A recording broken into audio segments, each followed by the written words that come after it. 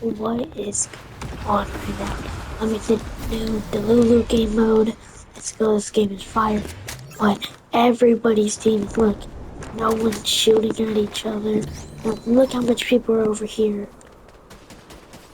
You can only squad up with 4 people. And look, this is almost the entire lobby over here, sitting together.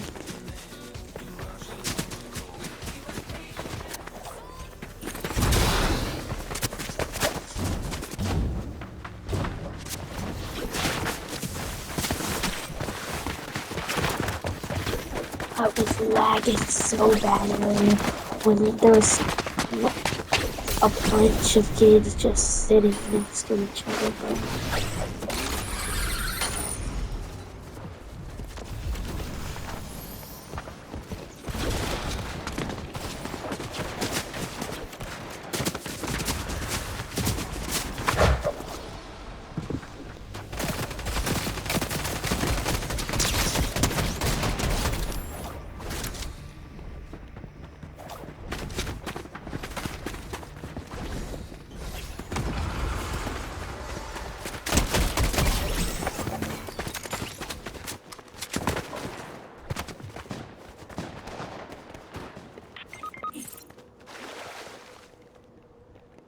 Yo, Siege,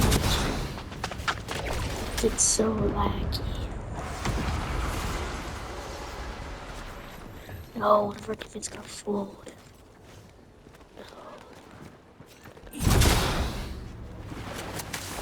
It was you.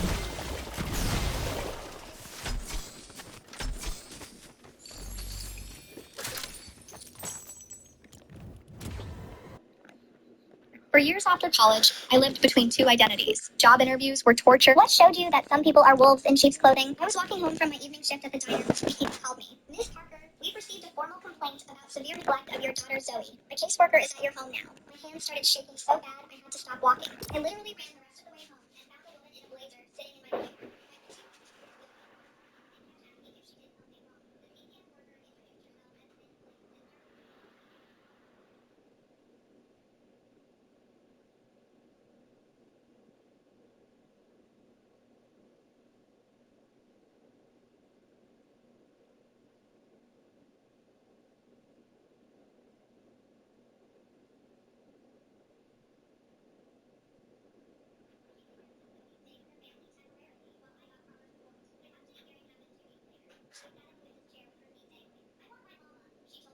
Tears streaming down her face.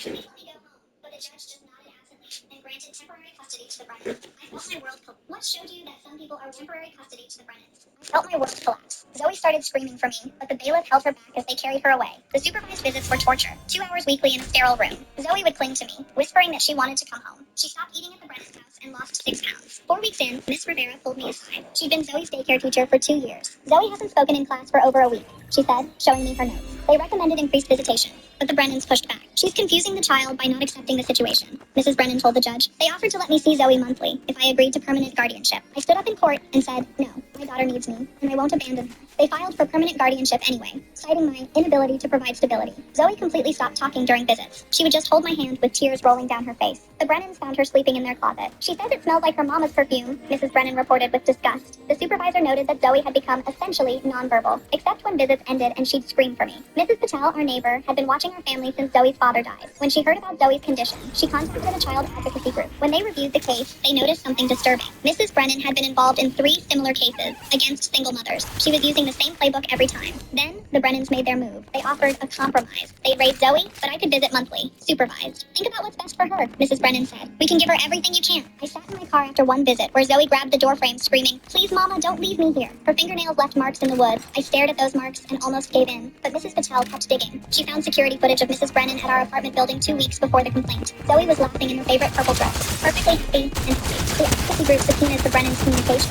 The emails were damning. They'd been planning this since they started volunteering at the daycare. We need to save Zoe from that woman, Mrs. Brennan wrote. Single mothers can't provide proper stability. We can give her the life she deserves. They'd been watching and waiting to strike. The emergency hearing felt different. This time, the judge actually looked at the evidence. He watched videos of Zoe before separation, clearly thriving and happy. Her drawings from that time showed rainbows. The ones from the Brennans' house were dark scribbles. He reversed custody immediately. The Brennans got supervised visits only. CPS launched an investigation into their foster care fraud. Last week, Zoe drew a picture of us baking cookies together with the words, Mama saved me, in crayon. Temporary custody to the Brennans. I felt my world collapse. Zoe started screaming for me, but the bailiff held her back as they carried her away. The supervised visits were torture, 2 hours weekly in a sterile room. Zoe would cling to me, I left my daughter alone with our dog for 15 minutes, and it destroyed our family forever. Our daughter was 5 years old when we rescued Rex from the shelter. He was a German Shepherd mix who'd been returned twice for being too aggressive. But with us, he was different. He was protective of our daughter, following her everywhere and sleeping by her bed every night. The shelter warned us he had issues with strangers, especially men. We thought we could handle it with proper training. Rex bit the mailman 3 weeks after we got him. Just a warning snap, but it left a mark. We increased his training sessions and kept him inside when people came over. Then he bit our neighbor who reached over the fence to pet him. This time, it was worse. Needed stitches. Everyone told us to get rid of him, but my daughter loved that dog more than anything. She'd cry whenever we mentioned finding him a new home. He's not mean, Mommy. He's just scared, she'd say, hugging his neck. We hired a professional trainer who said Rex had severe anxiety and trust issues. The vet prescribed medication to help calm him down. The pills were expensive, nearly $200 a month, but they worked. Rex became gentler, more predictable. I left my daughter alone with our dog for 15 minutes, and it destroyed our family forever. Our daughter was 5 years old when we rescued Rex from the shelter. He was a German Shepherd mix who'd been returned twice for being too aggressive. But with us, he was different. He was protective of our daughter, following her everywhere and sleeping by her bed every night. The shelter warned us he had issues with strangers, especially men. We thought we could handle it with proper training. Rex bit the mailman 3 weeks after we got him. Just a warning snap, but it left a mark. We increased his training sessions and kept him inside when people came over. Then he bit our neighbor who reached over the fence to pet him. This time, it was worse. Needed predictable. My daughter had watched me give Rex his pills every morning, hidden in peanut butter. She'd always ask if she could help feed him his special treats. I always said no. The medication was too important to mess up, and Rex could be unpredictable about food. But she was fascinated by the routine. She'd stand on her tiptoes to watch me measure out the pills, asking why Rex needed medicine to be happy. She even started pretending to give her stuffed animals medicine, using Tic Tacs and saying, "This will make you feel better, just like Rex." The vet had warned us that missing doses could trigger aggressive episodes. The medication needed to stay consistent in his system. I kept the pills in a high cabinet, but my daughter had seen me get them down so many times. She knew exactly where they were. For months, things seemed perfect. Rex was calmer, more relaxed around the house. My daughter would play dress up with him, putting her little hats on his head while he sat patiently. They were inseparable. One morning, I was rushing to get ready for work when I realized I'd run out of Rex's pills. The bottle was completely empty. I called the vet, but they said I needed to come in for a new prescription. Rex couldn't miss his dose. My daughter was getting ready for school, and I was already running late for an important meeting. Rex started showing signs of his old behavior, growling at sounds outside, being more territorial around his food. My daughter noticed too. "Why is Rex acting scared again, Mommy?" she asked. That afternoon, I ran to the pharmacy to pick up Rex's refill. The bottle was completely empty, and I couldn't risk another missed dose. I told my daughter to stay in the living room and watch TV while I was gone. Rex was in the backyard, and I thought everything would be fine. I was only gone 15 minutes. When I pulled into the driveway, I could hear screaming from inside the house. I ran in to find my daughter cornered in the kitchen, Rex standing over her, growling.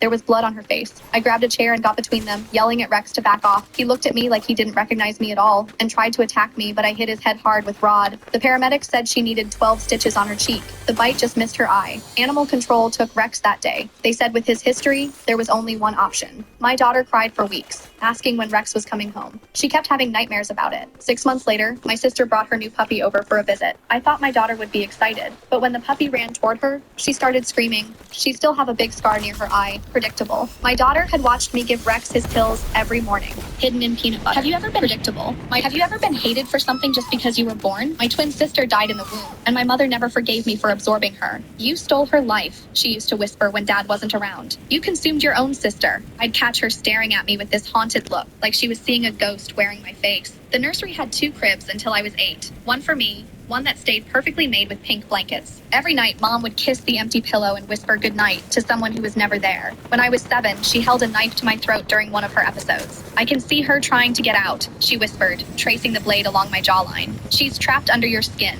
screaming for Mommy. Dad found us and had her committed for 3 months. When she came back, the doctor said she was stable, but I started sleeping with my door locked. At 10, I found her diary, page after page of detailed plans. "If I remove the imposter, maybe my real daughter can breathe again. Maybe she'll forgive me for letting the parasite steal her life." But there was something else in that diary. Sketches, dozens of them. Pictures of me, but with different features. Softer eyes, a smaller nose. "Have you ever been hated for something just because you were born? My twin sister died in the womb, and my mother never forgave me for absorbing her. You stole her life," she used to whisper when Dad wasn't around. "You consumed your own sister." I'd catch her staring at me with this haunted look, like she was seeing a ghost wearing my face. The nursery had 2 cribs until I was 8. One for me, one that stayed perfectly made with pink blankets. Every night, Mom would kiss the empty pillow and whisper goodnight to someone who was never there. When I was 7, she held a knife to my throat during one of her episodes. "I can see her trying to get out," she whispered, tracing the blade along my jawline. "She's trapped under your skin," screaming for Mommy. Dad found us and had her committed for 3 months. When she came back, the doctor said she was stable, but I started sleeping with my door locked. At 10, I found her diary, page after page of detailed plans. "If I remove the imposter, maybe my real daughter can breathe again. Maybe she'll forgive me for letting the parasite steal her life." But there was something else in that diary. Sketches, dozens of them. Pictures of me, but with different features. Softer eyes, a smaller nose. "Have you ever been hated for something just because you were born? My twin sister died in the womb, and my mother never forgave me for absorbing her. You stole her life," she used to whisper when Dad wasn't around. "You consumed your own sister." I'd catch her staring at me with this haunted look, like she was seeing a ghost wearing my face. The nursery had 2 cribs until I was 8. One for me, one that stayed perfectly made with pink blankets. Every night, Mom would kiss the empty pillow and whisper goodnight to someone who was never there. When I was 7, she held a knife to my throat during one of her episodes. "I can see her trying to get out," she whispered, tracing the blade along my jawline. "She's trapped under your skin," screaming for Mommy. Dad found us and had her committed for 3 months. When she came back, the doctor said different features. Softer eyes, a smaller nose, longer hair. She was drawing what my sister might have looked like. I showed Dad everything. He burned the diary and sent Mom away again. This time, she stayed gone for 2 years. During those years, I found more hidden things. Birthday cards she'd written but never sent, addressed to my angel Lisa. When she returned, she seemed different, medicated. She'd hug me and say, "I love you," but her hands would shake like she was touching something dead. The house felt like a shrine. Mom would set 2 plates at dinner, then stare at the empty chair. She'd buy 2 birthday cakes every year, one for me, one for her. But I noticed something disturbing. She'd started calling me by my sister's name when she thought I wasn't listening. Lisa, come help mommy, she'd say to the empty room. Then catch herself and call for me instead. At 14, I overheard her on the phone with a therapist. Sometimes I pretend the living one is the dead one. It's easier that way, less painful. At 16, I couldn't take it anymore. Why do you hate me? I finally asked. She looked up from the ultrasound photos she was always clutching. 2 babies floating in darkness. The doctors said you absorbed her, she whispered. Took her nutrients, her space, her chance at life. You consumed your own sister to survive. Mom, I was a fetus. I didn't choose. You chose. She cut me off. The stronger twin always wins. You were the pred. She was the prey. That night, I packed everything and moved in with my aunt. 5 years passed. Then Mom showed up at my college graduation, looking frail and broken. I brought you something, she said, handing me a hospital bracelet. 2 names were written on it. Baby A deceased and Baby B surviving. You were Baby B, she whispered. She was Baby A, the one I wanted. She looked up at me with tears streaming down her face. I'm sorry, she sobbed. I blamed you for surviving when I should have celebrated that part of her lives on in you. I stared at this woman who had terrorized my childhood, who had made me afraid of my own reflection. You spent 23 years calling me a killer, I said quietly. I handed back the bracelet. Some apologies can't undo a lifetime of being called a monster. Different features. What's the most embarrassing thing someone said about you when they thought you couldn't hear? My physical therapist had no idea I spoke fluent Portuguese. She had no idea I was fluent. I'm half Brazilian, but look completely white. My mom's from São Paulo, so I grew up bilingual, but I rarely use Portuguese in public because people always do double takes when this pale girl starts speaking fluent Portuguese. I'm a 26-year-old graphic designer dealing with chronic neck pain from hunching over my computer. My doctor convinced me to try physical therapy at this clinic downtown with great reviews. My therapist is Rafael, this gorgeous Brazilian guy in his late 20s with the warmest brown eyes and incredible smile that makes my day better. He's incredibly professional, speaks decent English, and always greets me with gentle energy. We chat about basic stuff, my work, the weather, how my neck is feeling. 3 weeks into my therapy, Rafael's colleague Diego comes over during one of my sessions. They start chatting in Portuguese while Rafael is working on my shoulders, and I immediately perk up when I hear my name mentioned. First, it's innocent professional talk about my progress and which exercises work best. But then Rafael, what's the most embarrassing thing someone said about progress and which exercises work best? But then Rafael starts getting excited, his voice getting softer and more personal. He tells Diego that he thinks I'm incredibly sweet, that I always say please and thank you in this genuine way that makes him look forward to our sessions. He mentions how I always ask about his day and actually listen, unlike most clients who just scroll their phones during treatment. Diego starts teasing him, asking if he has a crush on a patient. Rafael gets flustered and admits that he's been looking forward to my appointments more than he should. He says there's something different about me, that I seem genuinely interested in Brazilian culture when he mentions little things about home. Then he reveals something that makes me smile. He's been strategically wearing his Brazil soccer jersey on days when I have appointments, hoping I'd notice and ask about Brazilian football. He even admits he's been playing Brazilian music softly during my sessions, testing to see if I'd recognize any artists. Diego laughs and says, I probably don't even know where Brazil is on a map. But Rafael gets defensive. He says he can tell I'm different from other American girls. That when he mentions missing Brazilian food or festivals, I actually seem interested instead of just nodding politely. Then he says the thing that melts my heart completely. He tells Diego that he's been practicing English conversations about Brazilian culture, hoping to steer our chats toward topics like music, food, or travel. He's been hoping I'd show interest so he could share more about his homeland. He admits he's been taking extra time with my treatment sessions because he loves our conversations and doesn't want them to end. He even confesses that he's been researching American art and design online, trying to understand my job better. Diego asks if he's going to ask me out, and Rafael says he's too nervous. That patient-therapist relationships are complicated, and he doesn't want to make me uncomfortable. But then he admits he's been hoping I'd ask him about Brazilian culture, or maybe even ask him to grab coffee. Then he reveals his master plan. He tells Diego that he's been thinking about accidentally mentioning this Brazilian restaurant downtown that he misses, hoping I'd offer to check it out with him. When he finishes my session that day, I notice he's wearing a small Brazilian flag pin on his scrubs, and he's humming a song I recognize, Garota de Ipanema. He's watching my face carefully, probably hoping I'll recognize something. I look at his pin, then at his hopeful expression, and decide it's time to end this sweet charade. I say in perfect Portuguese, that's a beautiful song. I love bossa nova, especially when I'm missing São Paulo. He literally drops the towel he's holding and his jaw hits the floor. His eyes go wide and he starts laughing in disbelief. I continue in Portuguese. And I'd love to try that Brazilian restaurant you were thinking about mentioning. I've been craving some proper feijoada. He covers his face with his hands, embarrassed, but smiling huge. How long have you understood everything? Now we talk in Portuguese during every appointment, and we're planning a trip progress and which exercises work. My parents' Christmas tradition was my 6-year-old sister. I grew up with 11 siblings, and my parents were absolutely psychotic. They believed that modern society was making children children too soft, so they created their own twisted version of Christmas that they called Survival Christmas. What started as their sick idea of character building ended up costing us everything. Instead of Santa bringing gifts, my parents would take us deep into the mountains on Christmas Eve and abandon us there for 3 days. They called it earning your Christmas and claimed it would make us stronger. The rules were simple: survive until they came back, or don't come back at all. The first few years, it was just uncomfortable. We'd huddle together, share body heat, eat snow, and count the hours until rescue. My older siblings always took care of the younger ones, and we thought it was just our weird family tradition. But every year, my parents made it harder. When I was 10, they started separating us into different locations. My parents' Christmas tradition, locations. When my sister turned 12, they began taking our winter coats. By the time my brother Jake was 8, they were dropping us off with nothing but the clothes on our backs in below freezing temperatures. What we didn't know was that my parents had been selling tickets to other sick adults who wanted to watch children suffer. They marketed it as extreme parenting documentation and charged people to view our struggle through hidden cameras placed throughout the woods. The worst part? They had been gradually increasing the danger each year because their customers were getting bored and demanding more intense content. We later discovered they had made over $50,000 from these sick viewers, money they spent on luxury items for themselves while we wore secondhand clothes and ate cheap food all year. My youngest sister, Lily, was always the family favorite. She was only 6 years old, tiny for her age, and had a heart condition that required daily medication.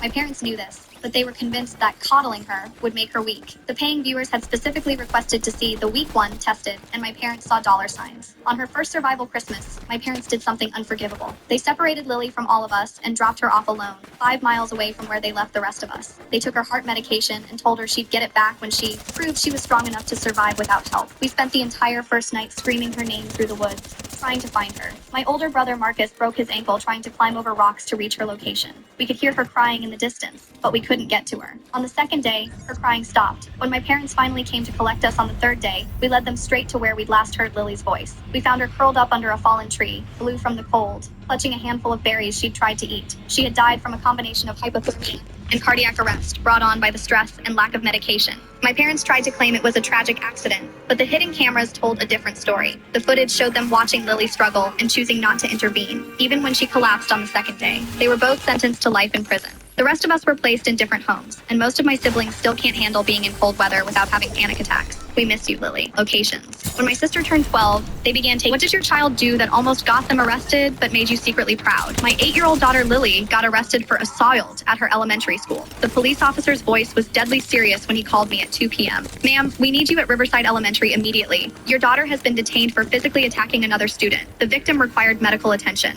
I left my job at the bank and sped to the school, my hands trembling on the steering wheel. Lily was the sweetest kid who cried when she accidentally stepped on ants. As a divorced mom barely making ends meet, the thought of my baby girl hurting someone made me physically sick. When I arrived, I found Lily sitting in the principal's office with a police officer standing guard. Her pink dress was torn at the shoulder, her knuckles were scraped and bleeding, and there was a bruise forming on her cheek. But her green eyes were blazing with fury, not tears. Lily, sweetheart, what happened? I asked, rushing to her side. I'm not sorry, Mommy. I'd do it again. Principal Davis emerged with a paramedic report and photos on his tablet. Mrs. Thompson, Lily attacked Brandon Mitchell during recess. She gave him a black eye, split his lip, and knocked out one of his teeth. This is completely unacceptable violence. The photos showed Brandon's— What did your child do that almost got them arrested but made you secretly proud? My 8-year-old daughter, Lily. Brandon's swollen face and fat mouth. My stomach dropped. Other parents started arriving to collect their children who had witnessed the incident. I recognized the Mitchells. Brandon's father was a city councilman who owned 3 car dealerships. The Hendersons, whose daughter was class president. The kind of parents who could destroy my reputation with a single phone call. Lily, I need you to explain what Brandon did to make you so angry, I said, kneeling beside her chair. She looked up at me with those fierce eyes that suddenly reminded me of my own mother.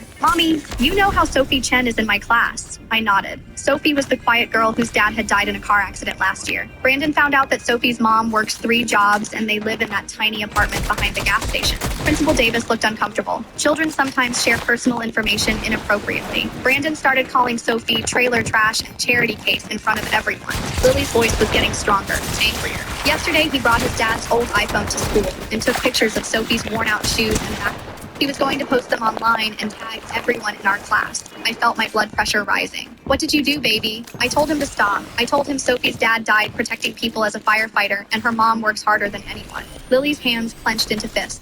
But Brandon laughed and said poor people deserve to be embarrassed. He said his dad told him that some families are just better than others. The room was dead silent now. Principal Davis was staring at his hands. Then what happened? Brandon shoved Sophie down and took a picture of her crying on the ground. He said he was going to make a meme out of it. Lily looked directly at the police officer. So I tackled him and smashed his phone. Then I punched him until he promised to delete everything from his cloud. Mrs. Mitchell burst through the door at that moment. Where is that little animal who attacked my son? We're pressing charges. Lily stood up, all 4 feet of her, and faced the woman. Your son is a bully who makes fun of kids whose dads are dead. The police officer cleared his throat. Ma'am, we've reviewed the phone. There were indeed photos of the other child in distressing situations, along with some very inappropriate messages. Mrs. Mitchell's face went white. 2 weeks later, I got a call from Sophie's mom. She said Sophie told her that Lily was the first person who ever stood up for her. Brandon transferred schools. The anti-bullying policy was completely rewritten. Lily never got charged, but Brandon's swollen face and fat mouth. What birthday tradition was literally poisoning everyone's brain? In my family, every child had to eat a wisdom cake on their 7th birthday, made with my great-grandmother's secret recipe, because she believed it would make us smarter than other kids. It contained raw mercury she thought was liquid silver that would enhance our intelligence. My great-grandmother, Katerina, was obsessed with making our family superior. She had this ancient recipe written in her native language that she claimed would give us genius-level intelligence. The cake looked normal, but had this weird metallic taste and made your mouth tingle for days. I started noticing something was horribly wrong when I turned 12. My older brother, Victor, used to read encyclopedias for fun before his cake. After eating it, he couldn't even finish comic books. My sister Anya was doing algebra at age 6. By 10, she couldn't count past 20 without forgetting where she started. But here's the twisted part. Katerina convinced everyone we were becoming too intelligent for normal thinking. When Victor started drooling and forgetting words, she said he was thinking in pure concepts beyond language. What birthday tradition was Anya began having seizures. Katerina claimed she was receiving divine mathematical visions. The worst part was watching the younger kids. My 7-year-old cousin Mila ate her cake and within weeks couldn't remember her own name. Katerina said she'd transcended the need for earthly identity. My parents nodded along, their own mercury-damaged brains unable to see the horror. I found Katerina's recipe book hidden in her bedroom. The liquid silver ingredient was labeled in her old country writing, but I recognized the chemical symbol, Hg,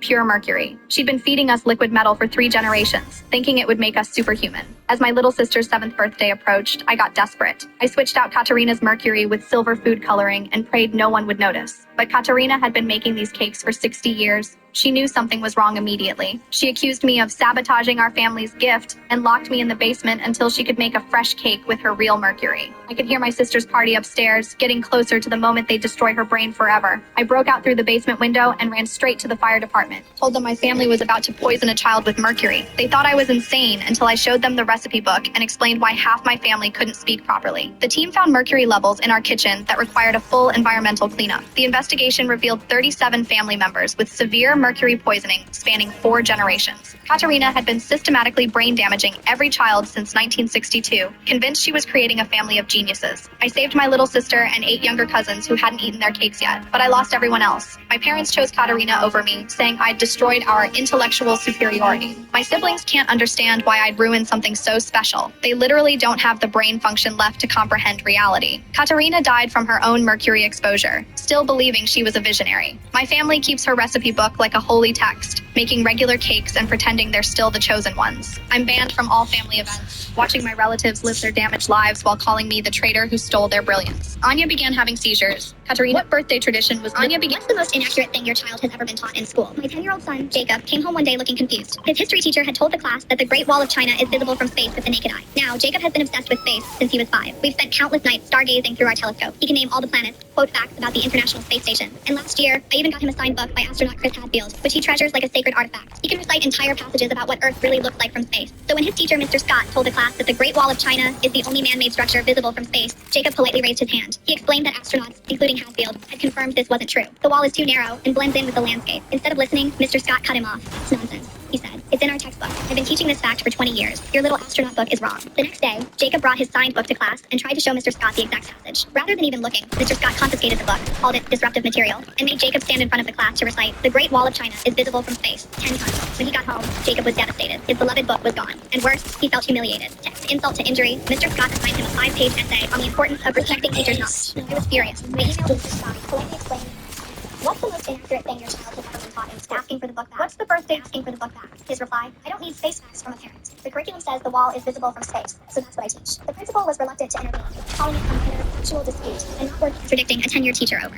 That's when I decided to escalate. One of my college roommates now works in NASA's education program. When I explained what happened, she was horrified by the misinformation being taught. 3 days later, I walked into Jacob's history class with a special guest, Dr. Alara Chen, NASA education specialist. Mr. Scott looked annoyed until I introduced her. He froze when she asked if she could speak to the class about space observations. He couldn't say no, not in front of the students. His face went pale as Dr. Chen pulled up actual astronaut photos and videos on the projector. Contrary to popular belief, she said, the Great Wall is very difficult to see, even from low Earth orbit. Astronauts need zoom lenses just to possibly spot it. She showed the class what really is visible from space. Brightly lit cities at night, major dams, agricultural grids, but no wall. One girl raised her hand and said, but Mr. Scott told us it's in our textbook. Dr. Chen smiled and explained how textbooks sometimes contain outdated information. She held up their book and pointed to the publication date, 1985. Mr. Scott kept getting redder and redder as Dr. Chen read quotes from multiple astronauts, all confirming the same thing. The wall can't be seen with the naked eye. The principal walked in during the presentation. When Dr. Chen mentioned the confiscated book, the principal gave Mr. Scott a sharp look. He reluctantly opened his desk drawer and handed the book back to Jacob. Jacob's face lit up, and then, in front of the entire class, Dr. Chen signed the book herself, right next to Chris Hadfield's signature. But she wasn't done. She connected the classroom to a live video call with an astronaut aboard the ISS, who confirmed everything Jacob had said was correct. The students were stunned. A week later, the school announced a full curriculum review. Mr. Scott was required to attend a workshop on updating historical content with current science. Jacob's class was invited to a special NASA virtual field trip. The school newspaper even ran a front-page story about how one student's knowledge helped modernize the curriculum. And that precious signed book, it now sits in a display case in the school library with a plaque that reads, "Always keep learning, even if you're the teacher," asking for the book back. His reply, "I don't need space facts from a parent. The curriculum says the wall is visible from space." What's the birthday tradition that destroyed your ability to trust anyone? When I turned 7, my dad surprised me with the most amazing gift, a golden retriever puppy I named Buddy.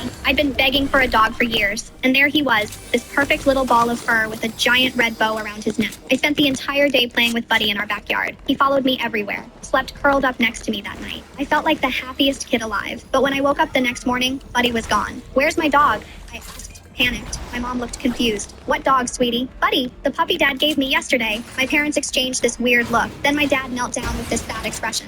"Honey, you didn't get a puppy yesterday. You had a really high fever and were hallucinating. Don't you remember being sick?" I was devastated. Had I really imagined the whole thing? The fever made everything fuzzy, but Buddy felt so real. This became a pattern I didn't recognize for years. Every birthday, I'd receive the most incredible gift. Things I'd dreamed about for months. A bike, a gaming console, art supplies, concert tickets. I'd be over the moon for exactly 24 hours. Then, the gift would mysteriously disappear, and my parents would gently explain that I'd been sick. What's the birthday tradition that destroyed your and confused during my party? You had a migraine, remember? You were so tired you were seeing things. The medication made you loopy. By age 12, I started keeping a birthday journal, writing down every detail of my gifts. But somehow, I'd always wake up to find pages torn out or my handwriting looking weird and shaky. My friends stopped coming to my parties because I'd spend the whole next week asking them about gifts they claimed never existed. "Are you feeling okay?" they'd ask. "You seem confused." I started thinking I had some kind of mental illness, maybe early onset dementia or schizophrenia. When I turned 15, I got a car.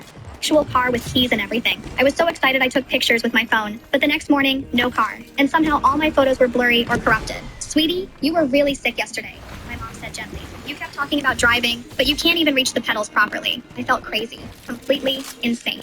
At 16, I secretly set up a hidden camera in my room before my party. If I was hallucinating these gifts, I needed proof. The footage showed everything. My parents giving me a laptop, me using it, playing games. But when I checked the camera the next day, it was gone too. "What camera?" my parents asked, looking genuinely concerned. "Honey, we think you need to see someone." I started seeing a therapist who diagnosed me with psychotic episodes. I was put on medication. When I turned 17, I didn't even want to party. I just wanted to sleep through the day and avoid another episode. But that afternoon, I was walking past my parents' bedroom and heard my dad on the phone. "Yeah, we've got everything stored in the garage," he was saying quietly. "Stored what?" I thought. 17 years of birthday gifts, he continued. "Bikes, electronics, toys, everything. She never suspects we take them back the next day." My blood froze. "The best part is she thinks she's mentally ill now." My mom's voice chimed in from the background. "Saves us thousands on actual gifts. We just give her the same stuff every year, let her enjoy it for a day, then return it all for full refunds." Smart thinking with the therapy angle. My dad laughed. Now she's so convinced she's crazy, she doesn't even question it anymore. I stood there remembering every hallucination,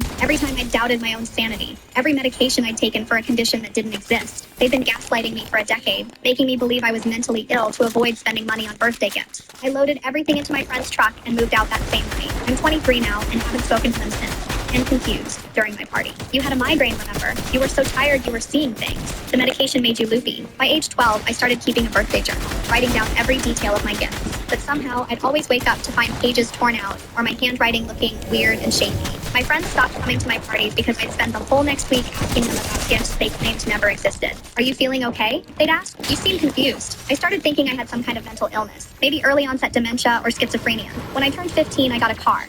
Actual car with keys and everything. I was so excited I took pictures with my phone, but the next morning, no car. And somehow all my photos were blurry or corrupted. Sweetie, you were really sick yesterday, my mom said gently. You kept talking about driving, but you can't even reach the pedals properly. I felt crazy, completely insane. At 16, I secretly set up a hidden camera in my room before my party. If I was hallucinating these gifts, I needed proof. The footage showed everything. My parents giving me a laptop, me using it, playing games. But when I checked the camera the next day, it was gone too. What camera? My parents asked, looking genuinely concerned. Honey, we think you need to see someone. I started seeing a therapist who diagnosed me with psychotic episodes. I was put on medication. When I turned 17, I didn't even want to party. I just wanted to sleep through the day and avoid another episode. But that afternoon, I was walking past my parents' bedroom and heard my dad on the phone. Yeah, we've got everything stored in the garage, he was saying quietly. Stored what? I thought. 17 years of birthday gifts, he continued. Bikes, electronics, toys, everything. She never suspects we take them back the next day. My blood froze. The best part is she thinks she's mentally ill now.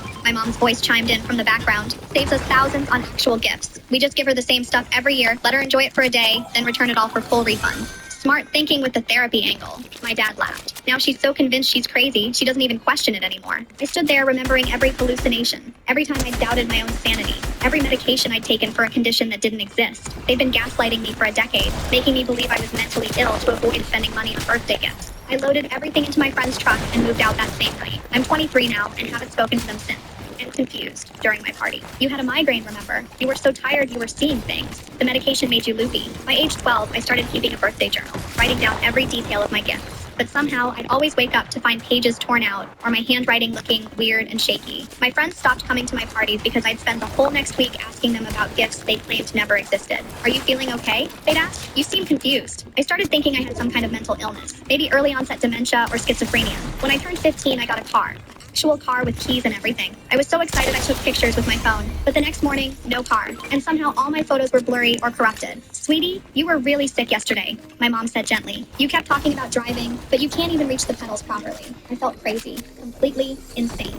At 16, I secretly set up a hidden camera in my room before my party. If I was hallucinating these gifts, I needed proof. The footage showed everything. My parents giving me a laptop, me using it, playing games. But when I checked in the suburbs, I knocked on the front door and confused in the suburbs. Police officers, when a kid calls 911 as a prank, what do? Friday evening, 6:23 p.m. I was heading home after a double shift when dispatch came through my radio. All units, we have a 911 call from 1547 Oak Drive. Female caller, sounds young, claims her stepfather is trying to break into her bedroom. Caller is whispering and sounds scared. My partner Mike shook his head. Here we go again. Probably another teenage girl trying to get her stepdad in trouble because he took her phone away. He wasn't wrong. Last month we had 3 separate calls from kids claiming abuse that turned out to be grounding disputes. But something about this call bothered me. The dispatcher added, caller says she's barricaded herself in her room and can hear him trying to pick the lock. She's been whispering the whole time. We flipped on the lights anyway. Better safe than sorry, even though we'd probably find some dramatic teenager who is mad about missing a party. The whole drive there, I kept thinking about the false alarm from 2 weeks ago. Some girl called saying her stepfather hit her, but when we arrived, she admitted she made it up because he wouldn't let her go to a concert. When we pulled up to 1547 Oak Drive, everything was just normal. Nice suburban house, well-maintained lawn, 2 cars in the driveway, no signs of disturbance, no neighbors looking concerned. Just another quiet Friday evening in the suburbs. Police officers, when a kid calls 911 as a prank, what do? Friday evening, 6:23 p.m. I was heading home after a double shift when dispatch came through my radio. All units, we have a 911 call from 1547 Oak Drive in the suburbs. I knocked on the front door, expecting to mediate another family argument about curfew or chores. A man in his 40s answered, looking slightly annoyed but not surprised to see us. Officers, I'm sorry you had to come out here. My stepdaughter Serafina is going through a difficult phase. She's been acting out since her mother and I got married last year. He seemed calm, reasonable, exactly what we usually heard in these situations. She's probably upset because I told her she couldn't go to some party tonight. Teenagers, you know. But then I heard it, a faint scratching sound coming from upstairs, like someone was clawing at wood. Can we speak with Serafina? I asked. The man's jaw tightened slightly. She's locked herself in her room. Won't come out. Been throwing a tantrum for hours. That's when I noticed his knuckles were scraped and red. Sir, what happened to your hands? He looked down, surprised. Oh, that. I was trying to fix the door handle on Serafina's room. It's been sticking lately. The scratching sound got louder, more desperate. Then I heard a muffled voice. Please help me. He's trying to get in. My training kicked in immediately. Sir, I need you to step outside with my partner while I check on Serafina. I went upstairs and found Serafina's bedroom door. The wood around the lock was splintered and gouged, like someone had been trying to break it down with tools. Serafina, this is Officer Johnson. Are you okay? He's been trying to get in for 2 hours, came a terrified whisper through the door. Ever since Mom left for her business trip, he said he was going to teach me to respect him. I could hear her crying softly. quickly. I pushed my dresser against the door, but I think he almost got through. I was so scared you wouldn't believe me. When we finally got Seraphina out safely, we found scratches on her arms where she'd been clawing at the door trying to reinforce it. The stepfather was arrested that night. Turns out he'd been escalating his behavior for months, but Seraphina was too scared to tell anyone because he convinced her no one would believe her over an adult. 3 weeks later, Seraphina's mom brought her to the station. She handed me a letter she'd written. "Thank you for believing me when I thought nothing." That letter is still in my patrol car in the suburbs. I knocked on the front door, expecting to meet police officers when a kid calls 911 as a prank to a businessman in Texas. They both came home with scars and trust funds, talking about how enlightened they felt. I was different. I'd been researching our family's medical history since I was 15, and I discovered something horrifying. Every single recipient had been carefully chosen not for medical need, but for financial benefit. What's the most messed up thing your parents made you do that they called tradition? In my family, we had to donate one of our organs by age 18. If we refused, we'd be disowned and cut off from our $2 million inheritance, while our siblings got to keep all their body parts and the money. My parents called it the ultimate sacrifice tradition, after my dad survived a kidney transplant at 25. They believed that unless you'd given up something irreplaceable, you couldn't understand the value of life. What started as gratitude for his donor became a twisted obsession with forced altruism. Mom was a surgeon who'd lost her medical license for performing unauthorized procedures. Dad was a pharmaceutical executive who got rich selling organ preservation technology. Together, they created a sick system where love was measured by how much flesh you were willing to sacrifice. The tradition worked like this. On your 18th birthday, you'd receive a list of compatible recipients that our parents had pre-screened. You had to choose someone and schedule the surgery within 60 days. Kidney, liver lobe, bone marrow, cornea, anything that wouldn't unalive you, but would leave you permanently marked. My older brother Marcus gave up a kidney to a stranger in Nevada. My sister Claire donated part of her liver to a businessman. What's the most messed up thing your parents made to a businessman in Texas? They both came home with scars and trust funds, talking about how enlightened they felt. I was different. I'd been researching our family's medical history since I was 15, and I discovered something horrifying. Every single recipient had been carefully chosen not for medical need, but for financial benefit. Dad's company had business relationships with all the hospitals. The recipients were either wealthy clients or people who could advance his career. We weren't saving lives. We were